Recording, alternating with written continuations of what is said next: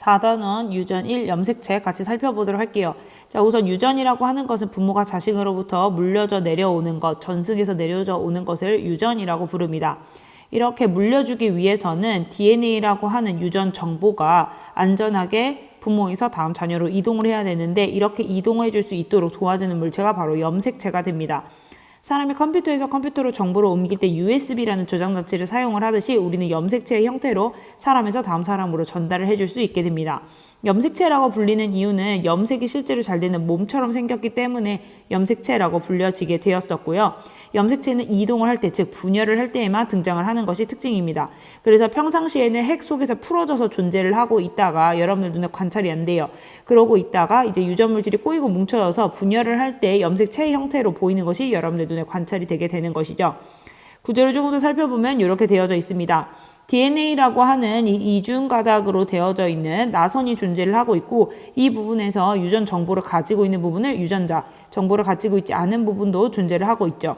이러한 것들은 절대 끊어지면 안 되기 때문에 이제 실패 같은 것처럼 감겨져 있게 되는데, 이때 감겨질 수 있는 DNA를 안정화시켜주는 물질을 히스톤 단백질이라고 하고, 이렇게 만들어진 덩어리를 뉴클레오솜, 핵 안에 들어있는 덩어리죠. 그래서 뉴클레오솜이라고 부릅니다. 얘네들이 다시 코일 형태처럼 꼬여지게 되면 염색사라고 부르는 것이고, 염색사는 분열하지 않는 세포에서도 존재하고 있지만 분열을 할 때는 염색체, 덩어리진 형태로 존재를 하게 되면서 이렇게 깔끔하게 나누어질 수 있게 되는 것이죠. 이렇게 나누어지기 위해서 필요한 실이 이름이 바로 방추사였었고요. 이 방추사가 결합하는 부위의 이름이 동원체였었습니다. 그래서 내용을 잠깐 살펴보게 되면 염색사가 이렇게 평상시에 풀어진 상태로 존재를 하고 있다가 이제 얘네들이 다시 한 가닥 한 가닥이 되기 위해서 두 배로 복제가 되어야 되고, 이때 분열을 할 때에만 이렇게 진하고 선명한 염색체 형태로 평상시에는 풀어져 있는 염색사의 형태로 이제 관찰이 될 수 있습니다. 그래서 분열 중인 세포에서는 염색체로 관찰이 된다라고 할 수 있겠죠. 자, 여기서 여러분들이 살펴보셔야 될 것은 이제 분열을 할 때만 염색체로 존재를 한다, 분열하지 않을 때는 풀어져서 있다라는 거 반드시 기억하고 있으셔야 되겠고요. 염색체를 구성하는 성분에는 뉴클레오솜이 DNA와 히스톤 단백질로 구성이 되어져 있다. 그리고 DNA는 유전 물질이고, 이러한 유전 물질에서도 유전 정보를 가진 특정 부위를 유전자라고 하고요. 가운데 움푹 들어간 부분을 동원체, 그 다음에 이제 여기서 용어가 하나 더 등장하고 있죠. 염색체가 등장을 하는데, 염색체에도 나비 모양으로 되어져 있는 것이 있고 한 가닥으로 되어져 있는 것이 있어요. 여기 그림 한번 보도록 할게요. 오른쪽 아래를 보면요, 선생님 지금 동그라미를 치고 있는데, 여기서 나비 모양으로 이렇게 될 수밖에 없었던 이유는 이 한 가닥이 한 가닥 한 가닥으로 결론적으로 나와야 돼요. 그렇기 때문에 여기 이 과정에서 두 배로 복제가 되어야 합니다. 이 복제가 된 게 뭉쳐지게 되면 나비 모양으로 관찰을 할 수 있고요. 이 나비 모양에서 절반이 된 것을 염색체의 절반이다, 염색체의 부분이다 라고 해서 염색분체라고 용어를 부르고 있습니다. 그래서 복제가 된 것이기 때문에 염색분체의 각 가닥의 유전 정보는 동일합니다. 이것이 큰 특징이었었죠.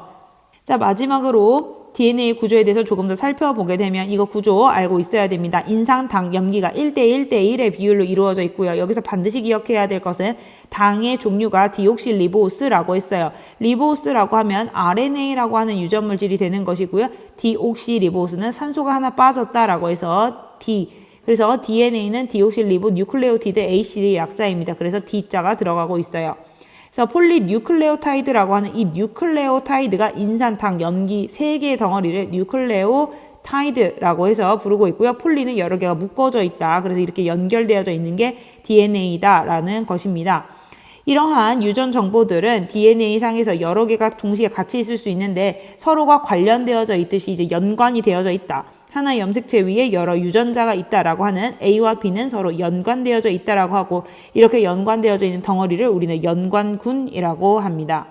자, 그 다음으로 이름을 조금 더 알아보도록 할게요. 바로 핵형과 핵상인데요. 이렇게 우리가 염색체를 살펴보았었는데, 사람의 경우에서는 이에는 46으로 구성이 되어져 있죠. 이 46개에서 44개의 상염색체와 항상 공통으로 들어있다. 이렇게 외우시면 편할 것 같고요. 상염색체는 남녀 공통으로, 그 다음에 성염색체는 성별에 따라 다르고 성을 결정해 주게 되죠. 여자의 경우에서는 동물은 XX, 그 다음에 XY입니다. 세상의 모든 동물이 XX랑 XY로만 구성이 된 것은 아니지만 우리는 사람의 구성으로 XX, XY로만 문제를 풀도록 하겠습니다.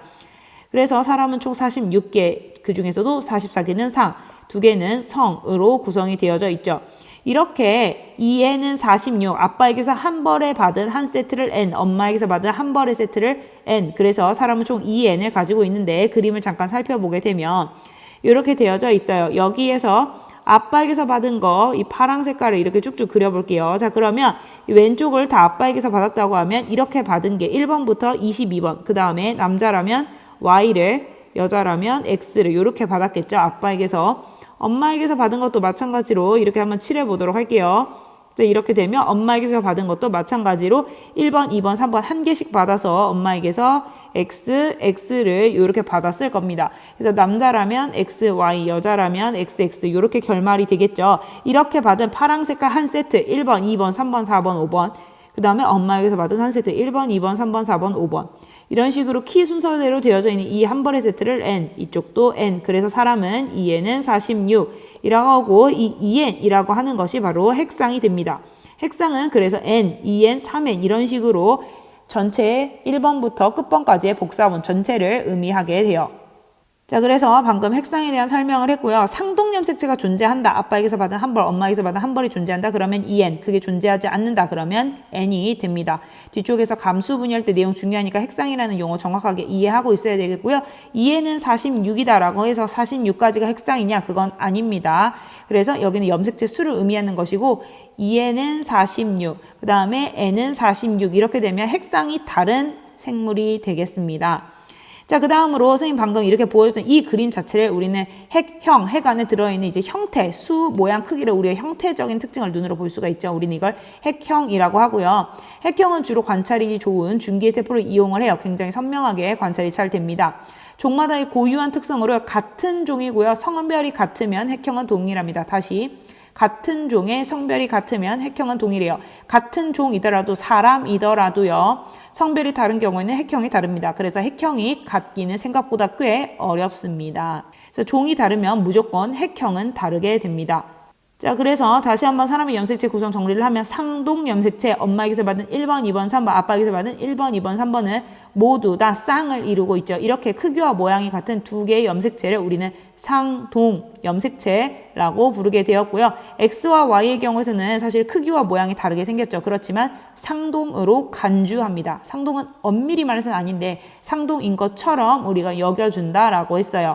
오른쪽에 Y 염색체에 한 특징 적어놨고요. Y 염색체의 주된 내용은 성을 결정하게 된다라고 했습니다. 그래서 진화적으로 쌍을 이루기 때문에 그냥 우리는 쌍을 이뤘다라고 보통 문제를 많이 풀죠. 자, 그래서 Y가 있으면 남자, Y가 없으면 여자가 됩니다.